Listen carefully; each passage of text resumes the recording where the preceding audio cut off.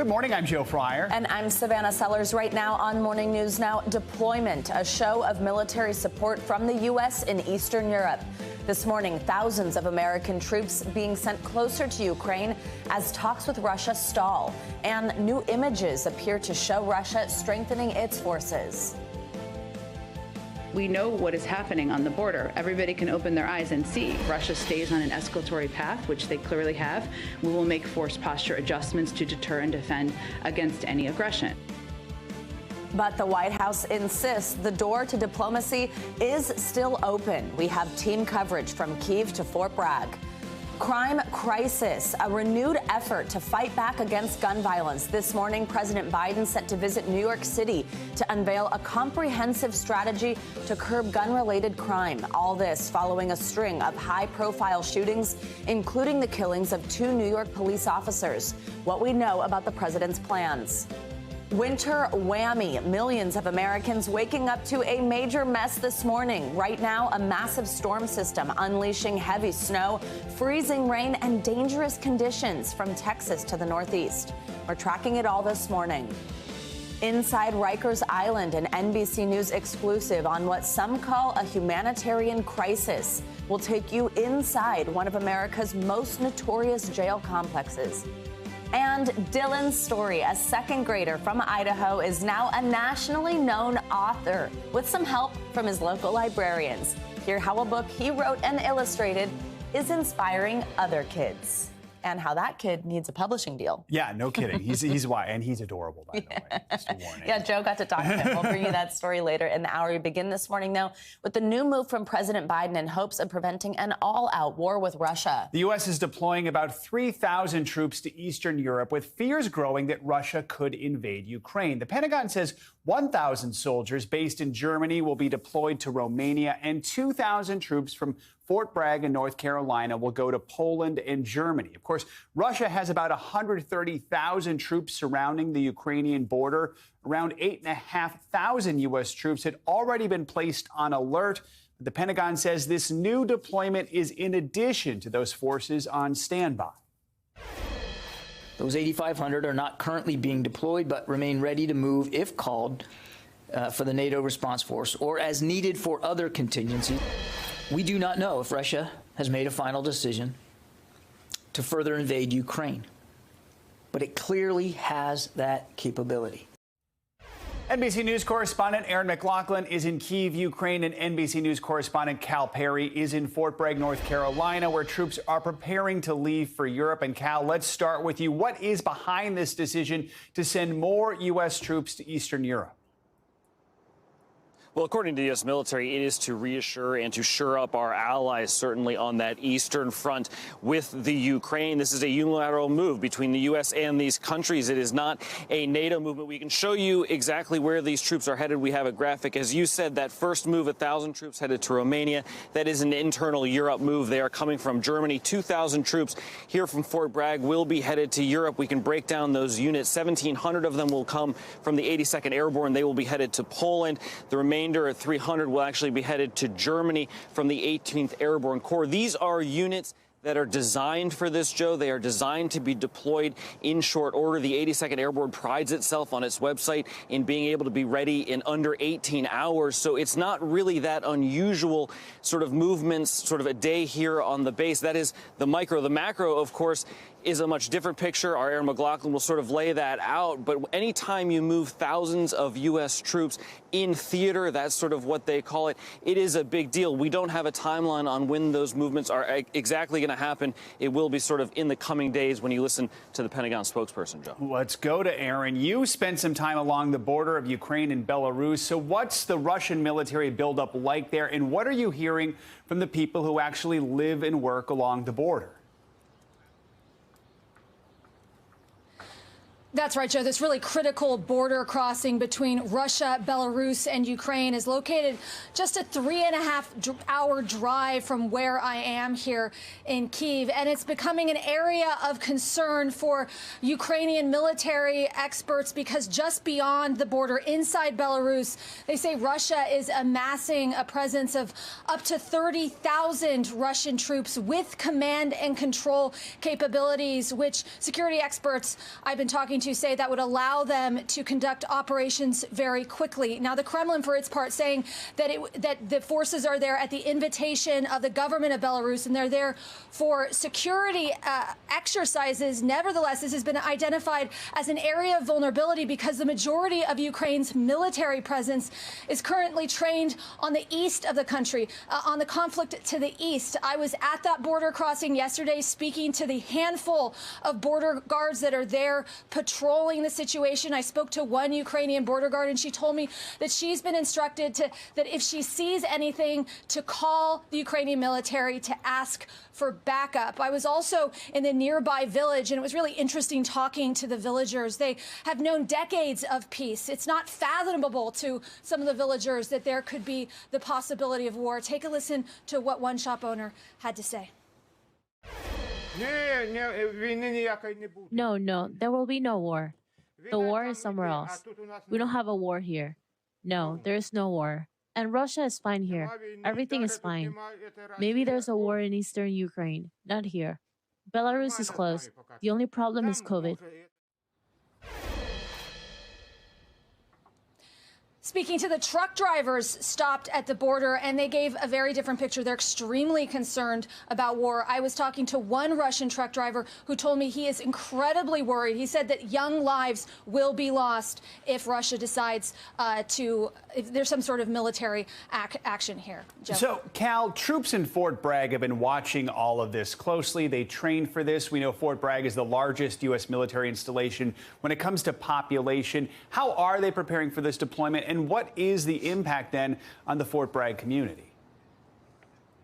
Yeah, you never want to use the sort of term business as usual, because it's not business as usual if you are one of those service members who's leaving your family and getting on a plane for Europe. As you said, 250,000 people live here on Fort Bragg, so it is sort of the normal way of doing things. We've heard from former commanders of the 82nd Airborne who sort of say their wishes on how they would like people to sort of address the situation. Take a listen to what one former commander tonight. I think the people of America should be confident that if 18th Airborne Corps headquarters is a choice to lead a task force, they're well manned, they're well trained, they're well equipped, and they're well experienced in those things.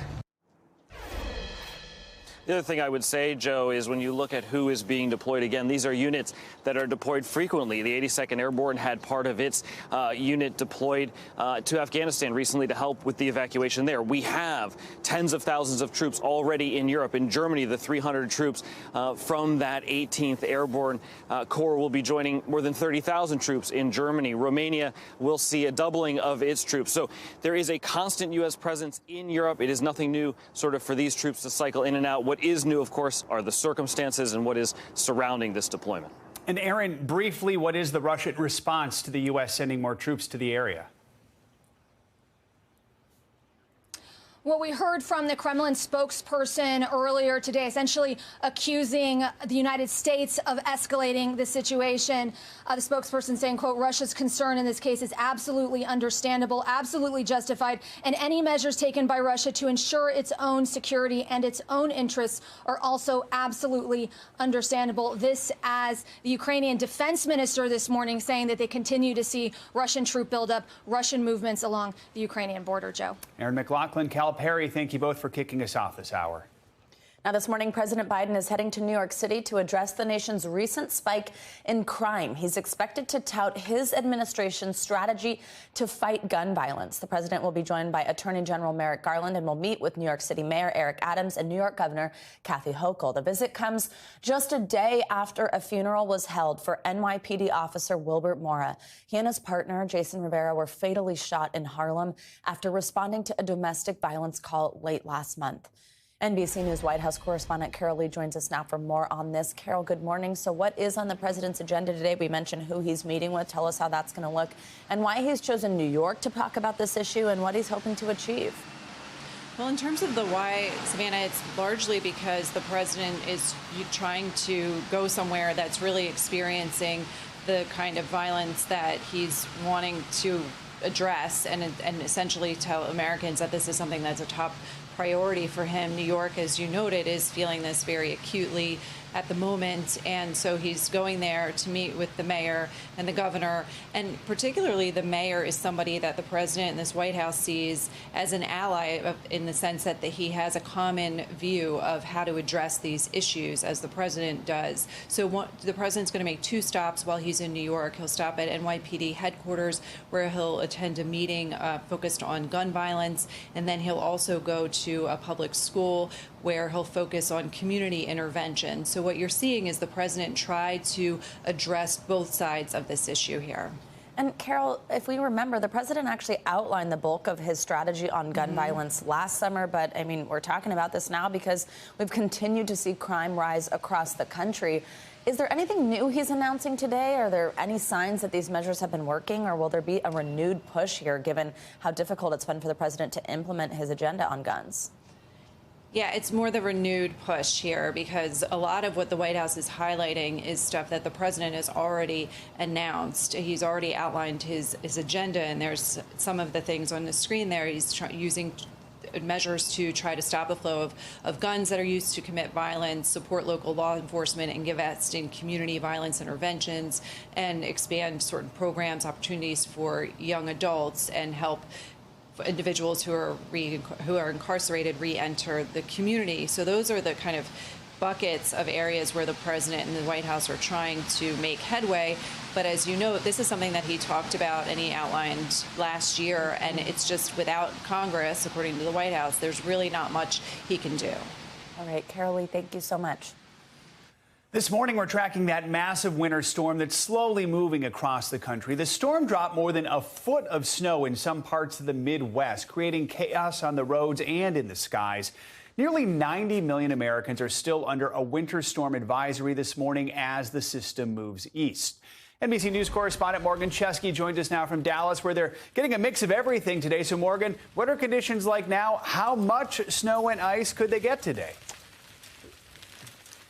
Yeah, Joe, conditions have deteriorated starting really in earnest about 8 p.m. last night. That's when the temperature began to drop here, and we had a cold rain that overnight has turned, I don't know if the light's catching it just right, but a freezing rain. And that is a serious problem because with snow buildup, that can at least kind of fall on top of itself and prove to be somewhat of a travel hazard. But with this ice accumulation and not really going to snow, that's only building up a layer of frozen glaze on a lot of area roadways. An area mayor in a Dallas suburban town said it could be an absolute travel nightmare if that gets up to be about a quarter inch of nothing but ice with these sustained temperatures that we're seeing below freezing for potentially about the next 36 to 48 hours here, Joe.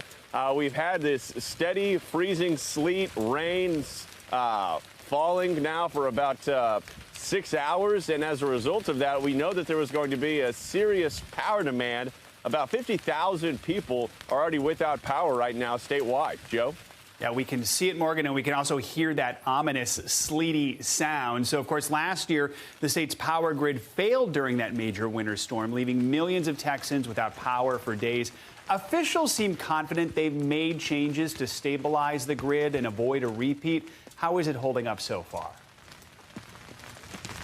Well, the grid itself appears to be performing as it needs to. Officials will say that one of the main reasons it's doing so right now is that they made sure that there was more reserved power available going into this winter event than they had at this time last year when Winter Storm Uri left around 250 Texans dead as a result of those incredibly low temperatures that knocked out power to millions of people. As it stands right now statewide, we're looking at about 50,000 people without power. However, it is important to note that those could be local outages, Joe, caused by if you have a buildup of ice on a power line or a tree branch that knocks it down. That could be the cause there, as opposed to the system-wide outages that we saw a year ago that were leaving hundreds of thousands of people, millions at one point, in the dark and the cold. Joe? And Morgan, quickly, what is the impact on roads and airports right now?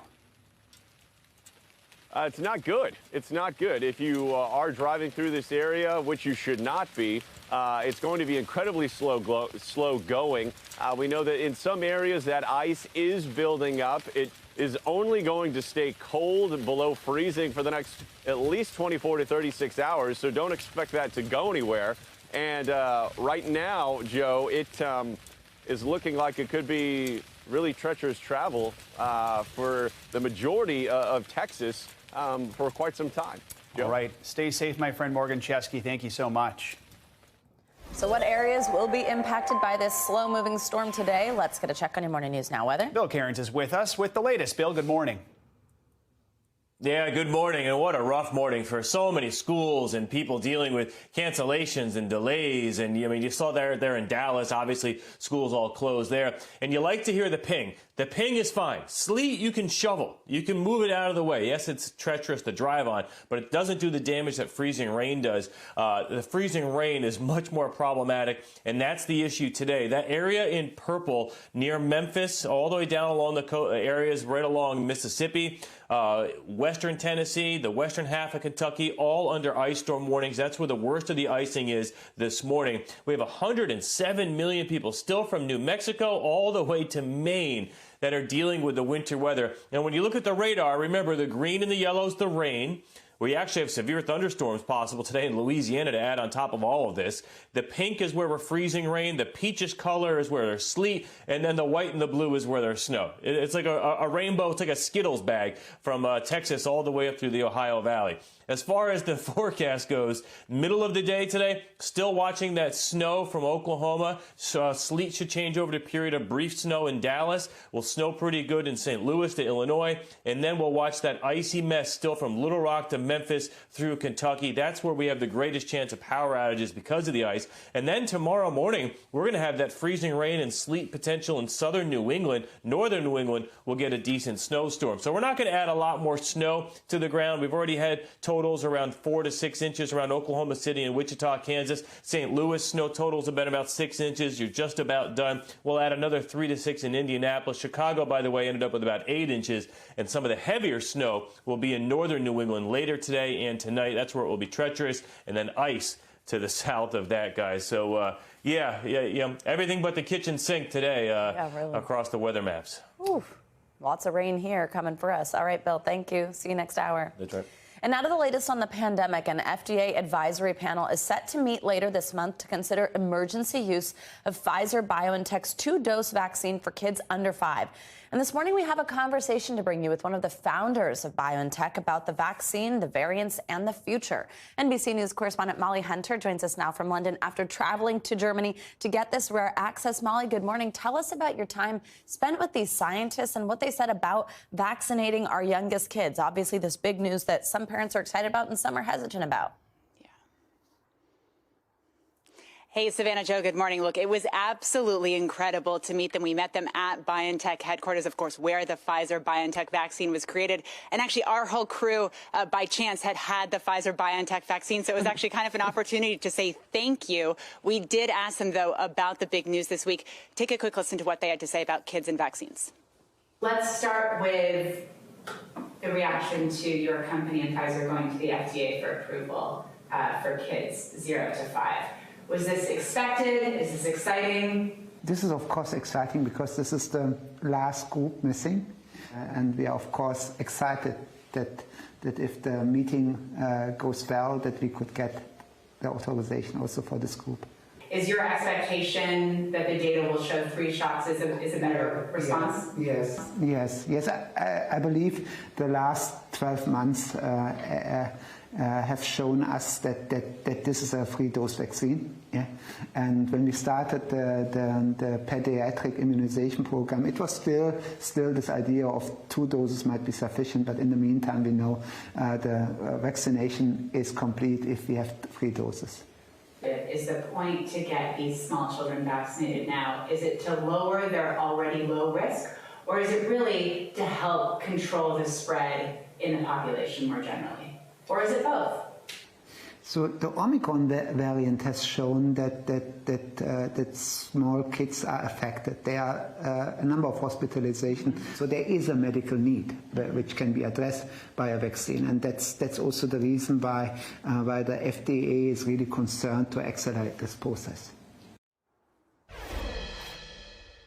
Now, they also said getting those 2 shots immediately or as soon as the FDA approves will start to build that immunity, even though it doesn't have the expected immune response that they expect to see after 3 doses, which is when the vaccine will be complete. Guys. So, Molly, this new news here with the kids is big news, but also one of the things that we've been talking a lot about is if we're going to have different vaccines for different variants. We've already dealt with multiple waves, different variants of the coronavirus, of course, Omicron right now. How fast are they able to react when a new variant pops up? And is that something that could still be on the horizon for all of us, a different vaccine for the variant?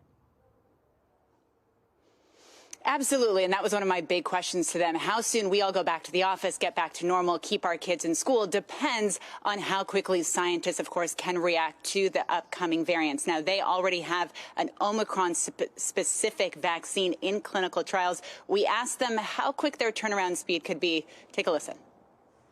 How quickly can you react to a variant? So in principle, we are technically able to react to a variant in about three months.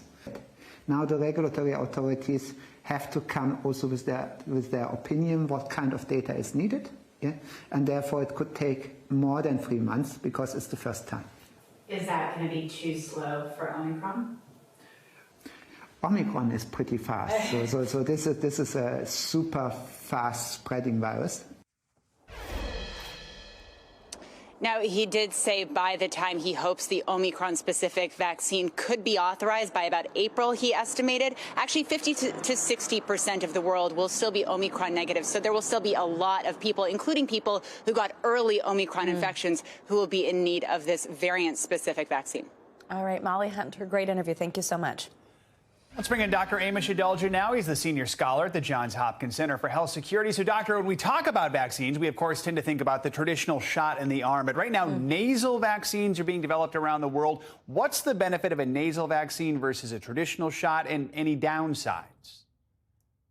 There's no real downside to using a nasal vaccine, and it's really all upside if you can actually manufacture a nasal vaccine. So one thing is very obvious. You don't have to have needles. You don't have to have syringes. You don't have to have trained personnel. So it makes it much easier to administer, and it also captures those people who have needle phobia, who don't want to get a shot.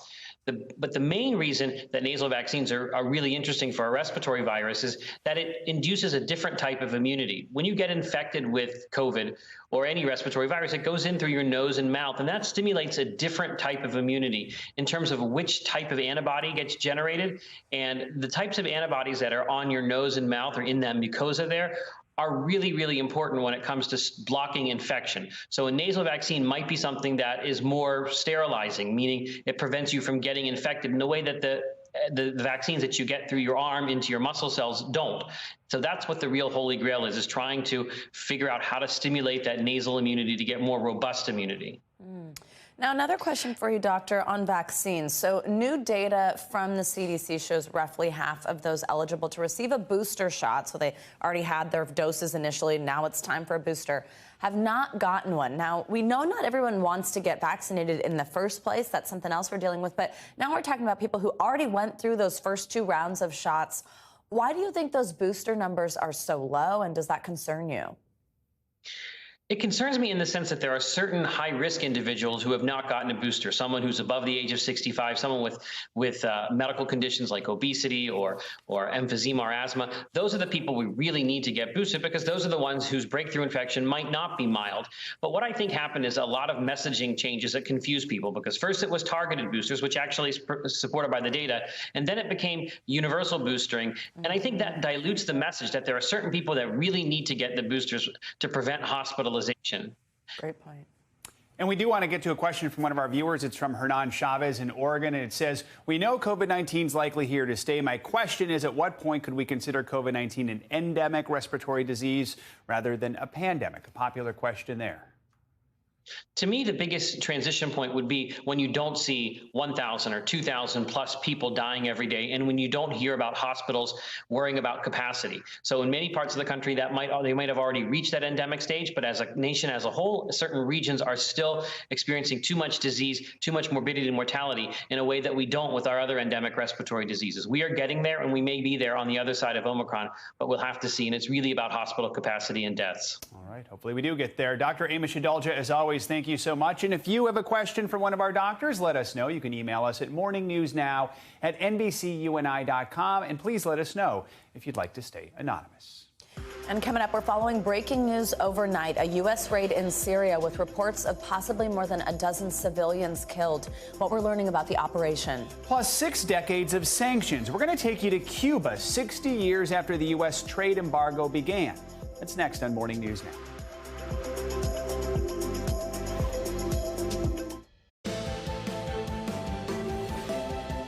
We're following some breaking news this morning. A U.S. military operation in Syria. Overnight, the Department of Defense said special forces conducted a counterterrorism mission in the northwest part of the country. The statement said the mission was, quote, successful and that there were no U.S. casualties. However, according to the White Helmets Rescue Service, at least 13 people, including 6 children, were killed in the fighting following, quote, an American airdrop. It's not clear who the target of the raid was. NBC News has reached out to the Pentagon for more details. Let's take a look at what else is making news around the world this morning. Ali Arouzi is with us this morning from Tehran. Good morning, Ali. Good morning, Savannah. Good morning, Joe. A high-voltage cable snapped at a market in the Democratic Republic of Congo, killing at least 26 people. The cable landed on houses and people shopping at the market just outside of Kinshasa. One trader said the market often flooded when it rained, with workers and shoppers having to wade through water. Local media reported that the majority of victims were female market traders. New Zealand is planning on fully reopening to the world after COVID restrictions, but not until October. Authorities in Wellington have laid out plans for a cautious return to quarantine-free international travel and to relax border restrictions. The piecemeal opening will begin on February 28th. Nearly 2 years after sealing its borders, New Zealand has reported just 53 virus deaths among its population of 5 million. And finally, Australian maritime experts say they believe they've found the wreck of the Endeavour in Rhode Island. The ship sailed by British explorer James Cook, one of the most important ships in the history of the South Pacific. But U.S. archaeologists say, hold your horses. The finding may be premature. They say while the shipwreck might be consistent with the Endeavour, there's been no indisputable data found to prove the site is the iconic vessel. And those are your headlines, guys. All right, stay tuned on that one. Ali, thank you so much. Thank you. And coming up on Morning News Now, an insider's perspective on one of America's most notorious jail complexes. What are some words you'd use to describe Rikers Island? Hell. Plain and simple, hell. When we return, Lester Holt with an exclusive look at the conditions that some are calling inhumane.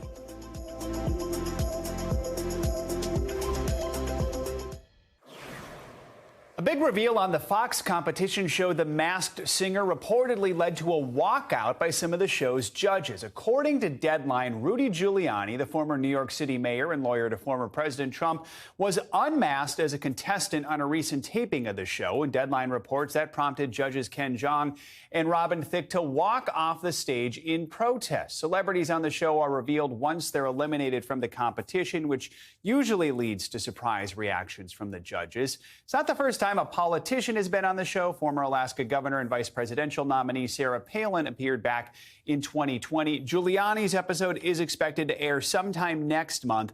NBC News reached out overnight to Fox, Giuliani, Jeong, and Thicke for comment, but have not heard back. We don't have any details about what costume Giuliani was wearing. Something tells me maybe the producers got just the response they wanted on that one. Yeah, maybe you're right. Exactly. Yeah. All right. Thanks, Joe.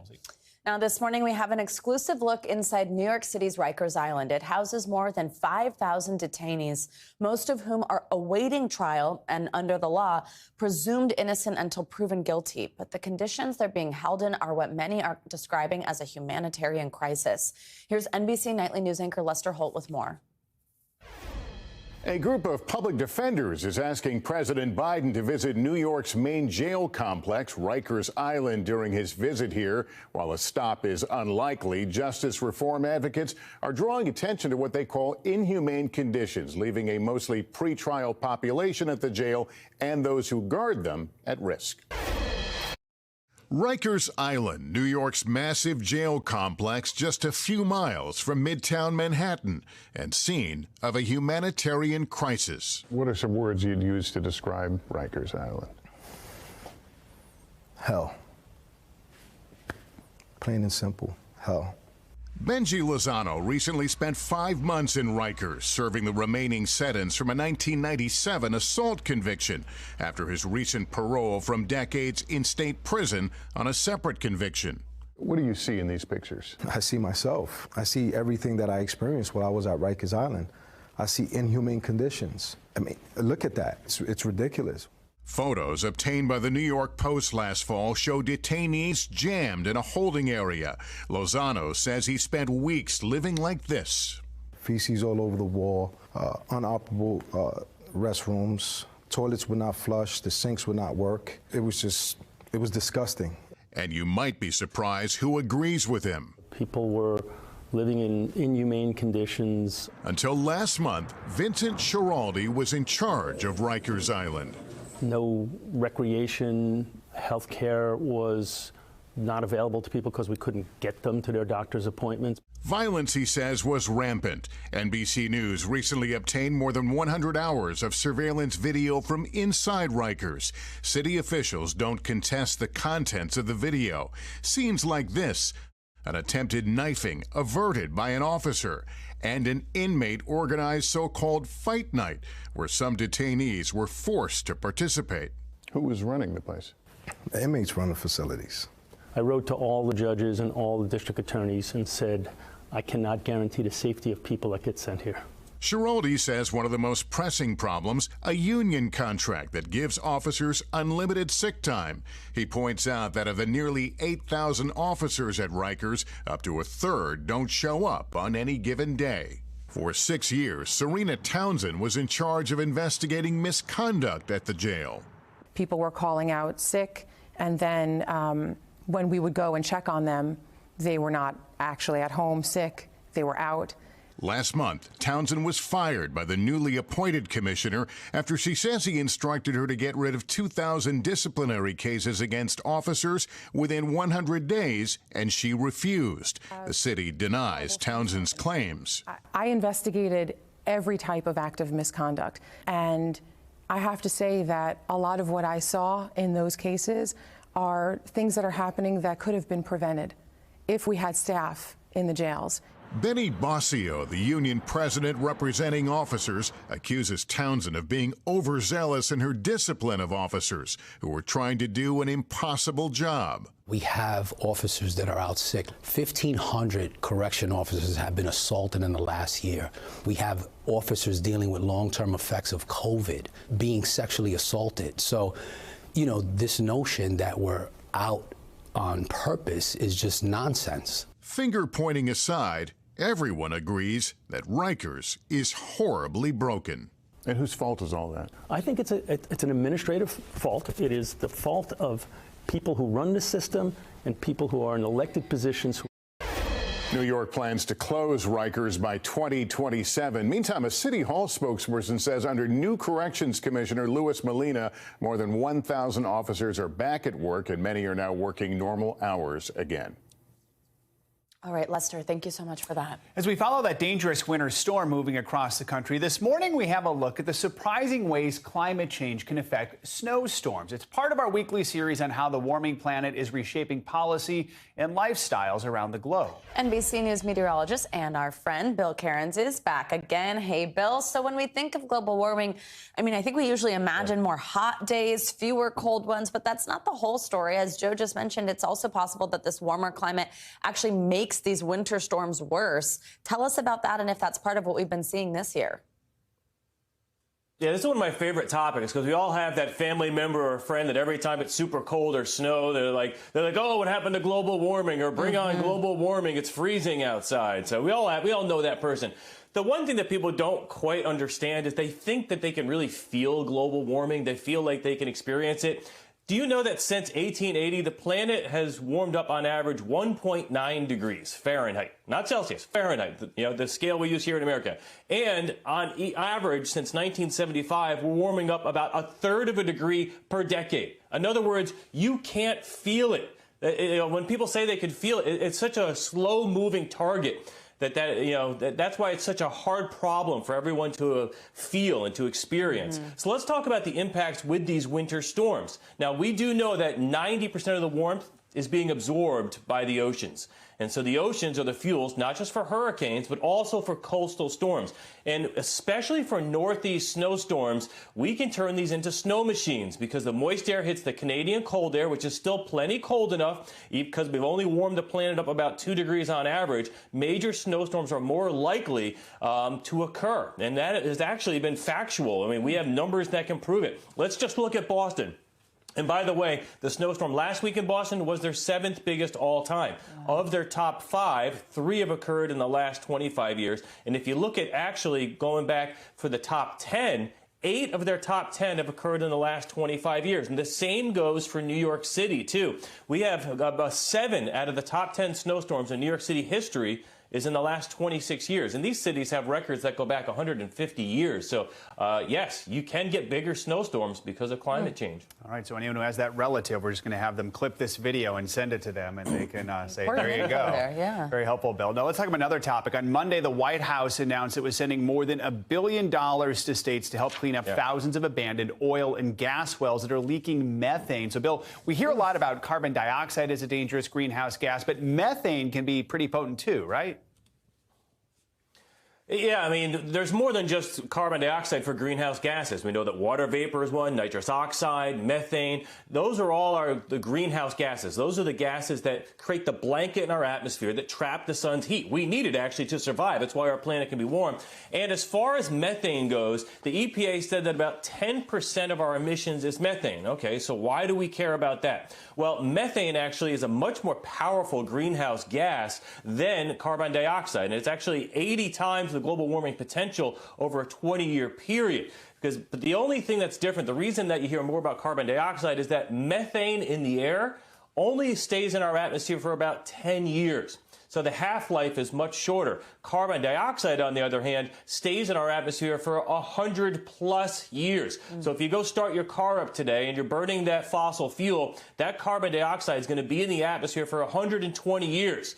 If we have a methane that's leaking from a well, that will be in our atmosphere for about 10 years. So methane is more powerful, but it doesn't last as long. So it's still very important that we get rid of methane as quickly as possible, too. Oh, yes, absolutely. All right, Bill, finally, quick last one for you. At the intersection of climate change and Hollywood, we know Leonardo DiCaprio is one of the most outspoken environmentalists now. He's received a really special award. Tell us about that. Yeah, we have his Oscar speeches. He was a special envoy to the United Nations for climate change. And now we are hearing that the Royal Botanic Gardens in the United Kingdom is naming a tree after Leonardo DiCaprio. Now, this is a small tropical evergreen tree with beautiful yellow flowers that come out of the trunk. And here's the key to this one. This only grows in the Ibo forest in Cameroon. Now, scientists are crediting DiCaprio for actually stopping logging in Cameroon, and they say that without him, this whole area would be deforested, and there would be no such thing as the DiCaprio tree. Wow. That is very cool. Awesome. That's Good for pretty him. amazing, the impact he's made. Yeah. All right, Bill, thank you so much. We love this segment. Great to have you on again. Thanks, guys. See you in a bit. Coming up, inflation issues and supply shortages being felt by one of the most vulnerable groups. When we return, a look at the impacts of the economy on the homeless. You're watching Morning News Now.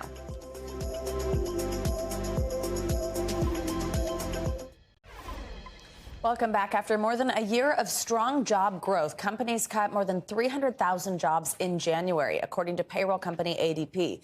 As the Omicron variant sweeps through the labor force, companies are also being hit by a 1-2 punch of record inflation and supply shortages. These issues are all having a direct impact on organizations that deal with the most vulnerable, the homeless. NBC News Now correspondent Dasha Burns has more. This homeless shelter was supposed to open its doors last month. The problem is it still doesn't have front doors to open. We ordered this door about 4 months ago.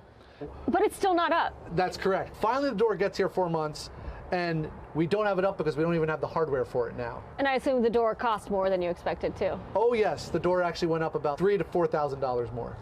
$3,000 to $4,000 more? Yes. Justin Behrens is the director of Keystone Mission here in Wilkes-Barre, Pennsylvania, a nonprofit focused on helping the homeless. They've been trying to build this transformational living shelter for months. More than a temporary one-night stop, this project is a 15-year dream in the making. The room specifically that we're in right now is going to be a location where the homeless can come into, be able to watch TV, get downtime, and relax. The baseboard and the window trim. And then the doorknobs. And the doorknobs. But the nation's ongoing supply chain crisis putting that dream almost out of reach. Inflation last month up 7% from the year before, a 40-year high. But certain goods even worse. The price of lumber has been volatile, down in the last few weeks, but still more than double pre-pandemic levels. Any sort of building or construction becomes painful. We started this project about 8 months ago. We were hoping to get this done in 4 months, 5 months. It almost doubled my budget of what I was looking at in this project. 8 months is a long time to wait for a community in need. Keystone Mission says it's seen a 20% rise in demand for its services in the last year, thanks in part to rising prices. Jerry Costello used to be homeless and now volunteers for Keystone Mission. I'm struggling. I only collected disability. And it's hard for me to get to the stores. I don't got no car. And I see these people out here and they're struggling, these homeless are struggling really bad. This is going downstairs to the kitchen. Justin had hoped to have this place ready before the frigid winter months.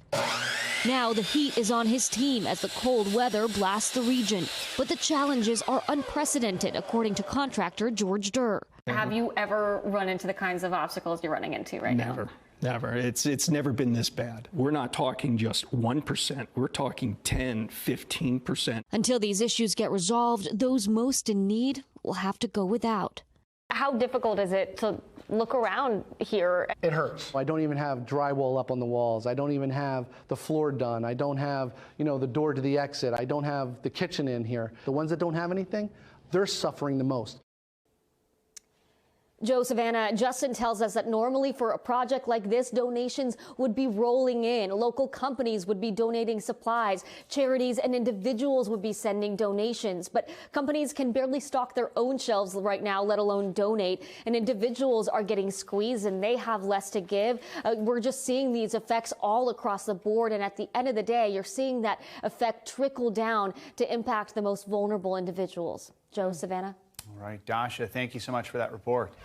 Time now for our CNBC Money Minute, the biggest financial headlines of the day and why they matter to you. Bertha Coombs joins us this morning. Hey, Bertha. Hey, good morning, guys. Facebook changed its parent company name to Metaverse this morning. Call it Metaverse. Investors have wiped out about $200 billion from the market cap of the Meta. The company reporting disappointing earnings yesterday after the closing bell, warning users are spending more time on other apps such as TikTok. Facebook lost daily users for the first time during a quarter, for the first time in its history. The stock could be in line for the worst day since going public back in 2012. Speaking of social media, Twitter could be working on a new feature called Articles. CNET reports that it would allow users to create articles and long-form posts within the app, and they wouldn't be subject to that current 280-character limit. The feature was spotted by a prominent tech blogger. Twitter says that it's always looking at new ways to help people start and engage in conversations. Meantime, Hormel wants to help you celebrate the Super Bowl with lots and lots of melted cheese. It's holding a contest with the grand prize of a keg. That's right, a keg holding 15 gallons or more than about 1,000 servings of chili cheese. The keg includes an adjustable heating element, a chili cheese pump, and a tap handle shaped like a can of Hormel chili. It can even be refilled and reused, because why not?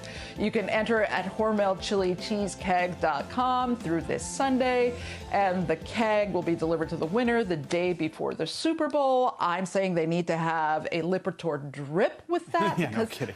Who in the world can eat that much cheese? And it can be refilled, in case you run out, because you just burn through those 1,000 servings. Whenever you bring us food stories, Bertha, I'm usually like, no, I want it for lunch, and that one didn't have that effect. I'm good. Chili and cheese I feel nachos. a little ill. Yeah, right? Yeah. All right, Bertha. Thanks so much. Somebody must like it. Yeah. Right.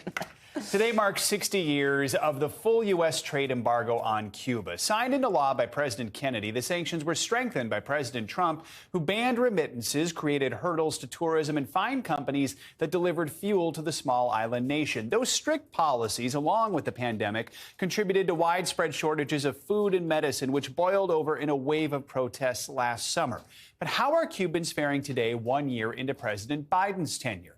NBC News reporter Ed Augustin joins us now from Havana. Ed, good morning to you. So we saw striking images of those protests there last July. What is the situation on the ground now, especially with the pandemic stubbornly sticking around? Well, during those dramatic protests last July, Cuba was hit by a huge wave of the Delta variant. The pandemic is far better these days in Cuba thanks to vaccinations.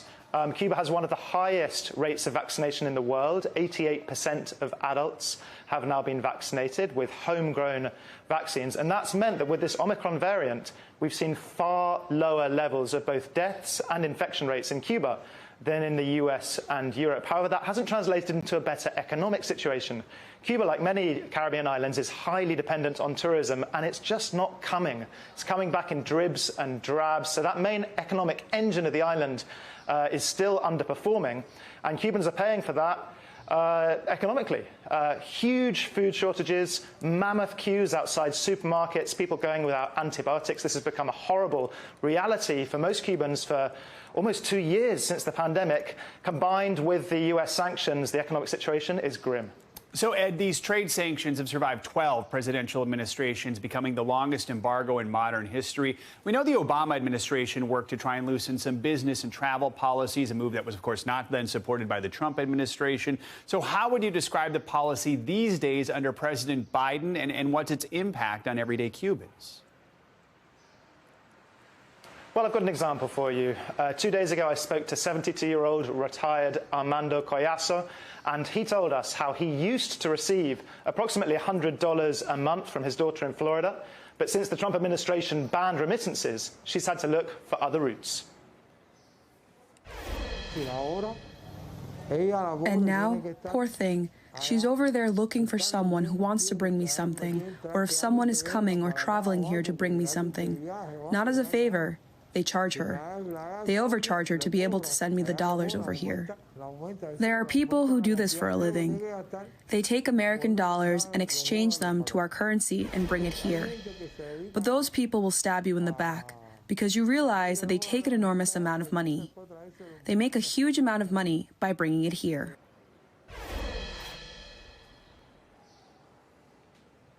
And Armando told us that he's one of the lucky ones. Miraculously, he said, his daughter has found a way throughout the pandemic to pay people to bring him those $100 a month. But many, many Cubans, especially in the provinces, especially in rural areas, don't have that luxury, and they've had to go without that vital economic lifeline from friends and family in the States throughout most of the pandemic. All right, Ed, thank you for that report from Havana. We appreciate it. And coming up, a heartwarming story about a boy who wrote a book that he just wanted everyone to read. And I came in this aisle. No, wait, this aisle. And then I put my book right here. When we return here on Morning News Now, my conversation with 8-year-old Dylan Helbig about how he made his own dream come true with some help from his local library.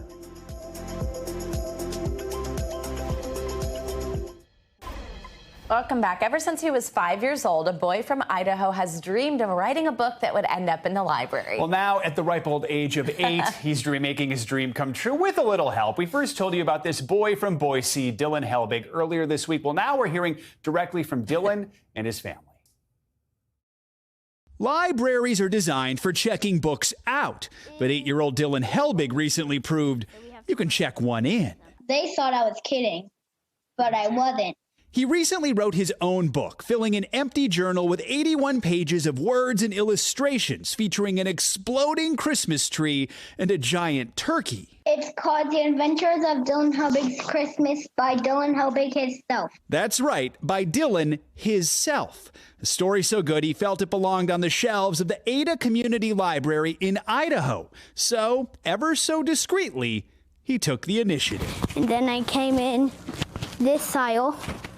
This aisle. And then I put my book right here. What were you afraid of? The librarian catching me. Were you afraid you might have been in trouble? I haven't really thought about that part. We didn't think about that consequence of that part yet. When the librarians did find out, well, they threw some stickers on it and made it available to check out. My first reaction was, what? Really? You know, is that possible? Like, you can do that? You can do that? At last check, the waitlist for Dylan's book was at 64, motivating the young author to get going on a sequel. And it's called The Jacket Eating Closet, based on actual events. A budding publishing empire thanks to a sneaky plan by Dylan himself. Based on Before a publishing deal and get some more copies in that library. Although there is something to his handwritten, crafted books. Something special about that. Yeah, right. Adorable. That does it for this hour of Morning News Now. But the news continues right now. Thanks for watching our YouTube channel. Follow today's top stories and breaking news by downloading the NBC News app.